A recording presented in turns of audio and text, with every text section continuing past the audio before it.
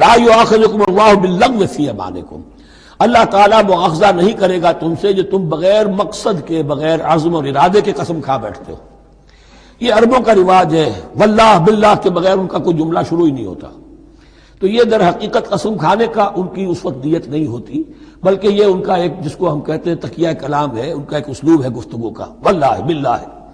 تو اس پر مؤاخذہ نہیں ہے، وَلَٰكِن يُؤَاخِذُكُم بِمَا كَسَبَتْ قُلُوبُكُم، ہاں جو تم نے ارادہ کر کے، تمہارے دلی ارادے کے ساتھ جو تم نے قسم کھائی ہے، پھر اس پر مؤاخذہ ہوگا، اسے توڑو گے، اس کا ایک کفارہ ہے، وہ بعد میں آئے گا۔ وہ کفارہ جو ہے وہ پھر سورہ مائدہ کے اندر آ جائے گا۔ میں نے عرض کیا تھا کہ یہ اصل میں سورہ بقرہ میں بلو پرنٹ آ رہا ہے شریعت اسلامی کا، اور اس کے جو اصل چیزیں ہیں وہ پوری تکمیلی احکام وہ پھر آخر میں آئیں گے، کچھ سورہ نساء میں، کچھ سورہ مائدہ میں۔ واللہ غفور حلیم، اللہ غفور ہے، بخشنے والا ہے اور حلیم ہے، فوراً نہیں پکڑتا، فوراً سزا نہیں دیتا، مہلت دیتا ہے کہ اصلاح کر لو۔